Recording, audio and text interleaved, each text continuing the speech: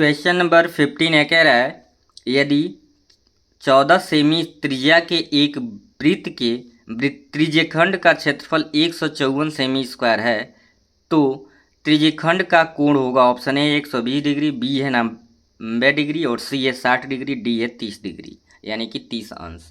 Degree को हिंदी में अंश बोलते हैं। तो इसको भी देखते हैं सॉल्यूशन के द्वारा कैसे बी ऑप्शन आपका सही है। क्वेश्चन नंबर 15 में भी सभी क्वेश्चन के जैसे लिखा जाता है दिया है, गिवन दैट लिखा जाता है, हिंदी में लिखते हैं दिया है।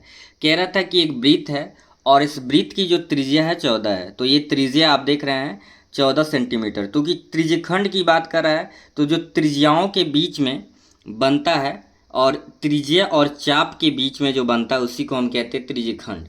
तो ये 14 सेंटीमीटर ले लिया। ये जो एंगल कह रहा है कि इसके बीच में एंगल कितना बनेगा, जबकि इसका जो एरिया दे दिया है 154 सेंटीमीटर स्क्वायर। ठीक है, तो चलिए देखते हैं कि कैसे सॉल्व होगा। आर हो गया 14 सेंटीमीटर, त्रिज्यखंड का क्षेत्रफल 154 सेंटीमीटर स्क्वायर। हम जानते हैं त्रिज्यखंड का क्षेत्रफल होता है थीटा बटे 360 गुणे pi r square is equal to 154 होगा। अब एक एक करके वैल्यू को पुट करिए। ठीक है, थीटा ही तो निकालना है, थीटा बटे 360, पाई को 22/7 लिख सकते हैं। आर स्क्वायर, आर है 14 तो चूँकि स्क्वायर है तो 14 इंटू 14 दो बार लिखेंगे।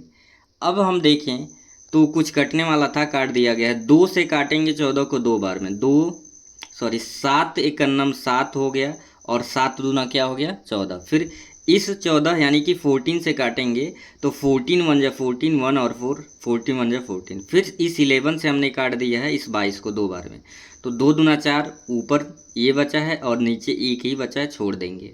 फिर 4 से काटेंगे 90 बार में, 4 9 36, 0 है तो 0 लिख दीजिए। यानी थीटा बटे 90 इक्वस टू एक क्रॉस मल्टीप्लाई करेंगे, इसका गुणा इसमें और इसका गुणा इसमें। थीटा का 1 में होगा थीटा, 90 के का में होगा 90। थीटा की वैल्यू कितना आ गया 90 डिग्री, इसलिए ऑप्शन बी आपका बिल्कुल करेक्ट है। Thank you.